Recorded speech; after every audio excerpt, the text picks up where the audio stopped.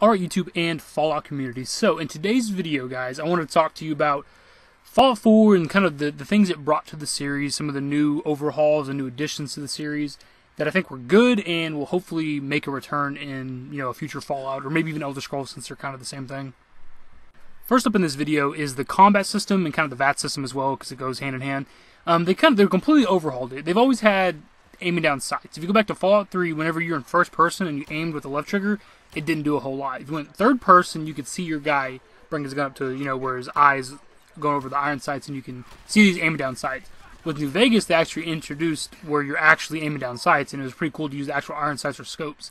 And with Fallout 4, they still have the same thing with aiming down sights, but they added in so much more. You can melee with your weapons now. You can hotkey grenades to where you can throw the grenades even if you have a gun equipped, whereas, you go back to New Vegas or Fallout 3, you had to equip the fragmentation grenades or the mines or whatever and use them. You can also hotkey them to your D-pad or whatever, but all the same, you can keep your pistol out, throw a grenade, and keep shooting with your gun while the grenade's cooking or exploding, which I thought was a great thing. And then with VATS, they made it where it super slows down time. It doesn't freeze time like it used to, and I think that's a welcome addition. I like that, because if we're going for a realistic aspect, if we're trying to pretend like we're actually in Boston, we're in America, we're on the planet Earth, you don't freeze time. This is not a thing. Slowing down time's still not really realistic, but at least you can't sit there forever and decide, do I want to shoot them in the head, legs, arms, what do I want to do? Do I want to go get me a drink? All those things. So I really like that. One other small addition to combat that I don't think a lot of people either know about or even use is the ability to lean around corners. All you gotta do is walk up to a wall that has a corner, like the edge of a building or something, and just aim down sights with an iron sights weapon. Or I think you can do reflex and dot sights and stuff, and you'll lean around the corner and you can shoot. Not really that useful. I imagine it probably wouldn't be too bad in survival. That way you're just not out in the open getting shot at, because getting shot in survival sucks ass. Next up is definitely one of the best changes to the series is power armor, dude. Holy shit, they made power armor so damn good. It never felt like anything special in the other games, and it wasn't ever that big. Look how bulky my character looks in this gameplay right here. When you step into one of these suits, and yes, you do have to step into one of these suits, you feel like a monster. Your character's a lot bigger. When you walk around, you feel the stomping. If you jump off of a kind of sort of height, you'll slam the ground and damage enemies around you. You just feel like you're really strong, and you can jump off of any height in the game, and you'll survive just fine, take no damage at all. And then on top of that, not only do they add in the power armor that makes it feel legit, feel strong, you feel like a monster, you were able to mod it as well. You could make each piece stronger. You could add mods to each piece. You could add a jetpack to your back, which gave you the ability to fly around, which was so good. That's something you never would have thought would be in the fucking game. Just power armor was done perfectly in this game. I can't wait to see what they do with it next. Next up for me is the enemies. They overhauled a lot of enemies. For instance, this Deathclaw right here can grab you and slam you on the ground and, whip out its claws and stab you while it's holding you.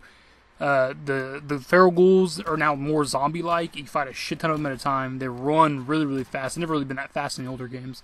Rad scorpions will attack you out of nowhere because they just come out of the fucking ground. Just everything was done a lot better now. And then you add in the fact that there's so many different variants.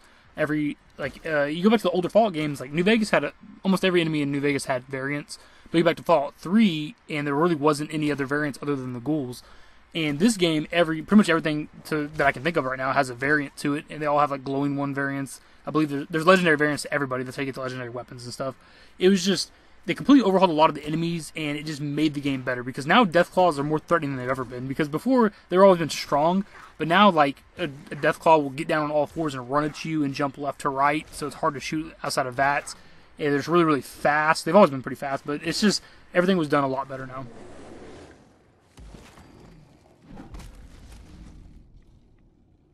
Next up for me is the weapon crafting. They completely just took that to the next level, because with New Vegas you had mods for a good amount of weapons, but it was only 2 or 3 mods per, and you could not choose. With this game you can choose the grip, the receiver, which can make it automatic, or just stronger in general. You got the barrel of the gun, you got the stock of the gun, you got the clip, or the magazine, I guess. I always say clip because I play Call of Duty. And you could do some kind of sight on it, and then you could do a muzzle. You could do a suppressor, a muzzle brake or a bayonet on the end of the barrel or the front of the weapon to, like, you know, do your better bashing damage. It was just so much better than what we thought it was going to be. We knew it was going to be good because they had like videos and stuff on YouTube before the game came out, and Todd Howard was talking about all the different attachments. There is a little bit negative to it. I mean, you're pretty much going to put the same attachments on everything. You're not gonna put a weaker receiver on a gun, make the weapon, you know, the power different, like, or lower. You're gonna put the strongest receiver. You're gonna put the biggest magazine, the sight you prefer, the suppressor if you like that, or the muzzle brake that adds more bash damage. Like, you're gonna put the same attachments on a lot of stuff, but it was still really, really good. Plus, you could change the ammo on some stuff, which was nice. Just as a quick example, just to show people if they haven't seen it yet, you can take like this basic pipe pistol. This is as base as it gets with nothing on it at all. And you can turn this into an assault rifle or a sniper rifle from just a pistol. You can literally build weapons from ground up. I'll show you, just give you a quick example. We'll go with, we'll just go long barrel. We'll change the grip to typical like rifle looking grip. And whether it's a sniper rifle more or less or an assault rifle comes down to the receiver you do. Because if you put an automatic receiver on it, then it becomes an assault rifle because you'll just, hold down the trigger and constantly shoot. If you keep it a semi-auto, like where you just got to pull the trigger for every shot and put a ranged, scope on top of it so you can pick dudes off a distance, becomes a sniper rifle. Pretty cool, man. This was definitely one of my favorite changes to the series for sure. And last up for the video is you got to do settlements. Like, even if some of us don't like them, like I've done my fair share of hating on them, they're still fun. It's still a distraction, something to do if you don't have any quests to do or if you don't want to quest. It's just something to do. It's really nice. It was something that I would have never expected up until they revealed it.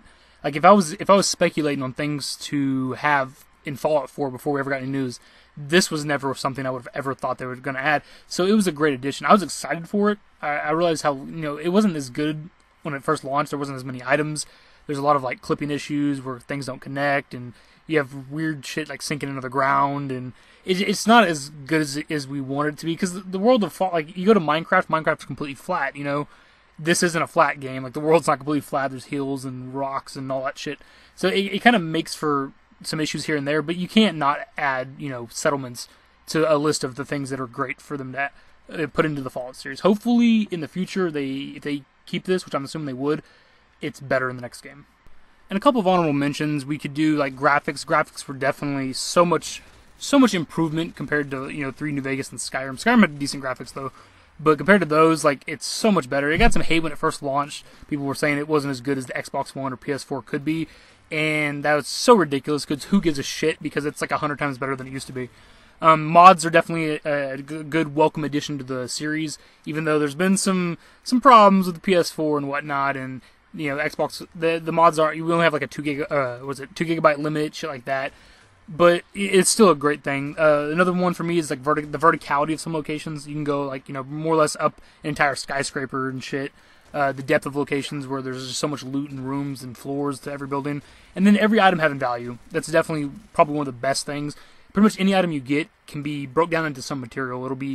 Some examples would be like a toy truck can be broken down into like 2 screws and a steel, and like an alarm clock can be broken down into like 2 aluminum, glass, spring, and nuclear material, which can be used for a variety of things. So it just really made the world like where you weren't like looting all the shit in an area and just selling it. You might keep something, and things like aluminum, or not aluminum. Well, aluminum is important, but like adhesives like Wonder Glue, duct tape, and like big rolls of duct tape and big old industrial or economy-sized Wonder Glues were very, very important. Everybody was looking for those when the game first started because we needed those to craft like anything. It was really cool the way that they made every item have value. And that's the video, guys. I'm sure I've missed some things that some people consider really, really good additions. I certainly didn't cover everything. If I did miss out on anything that you think was a good addition, let me know in the comments below, as always. Give the video a thumbs up if you want me to do like a, things that were added that weren't good or things that they left out, something like that. And be sure and subscribe to the channel if you haven't already. Later, guys.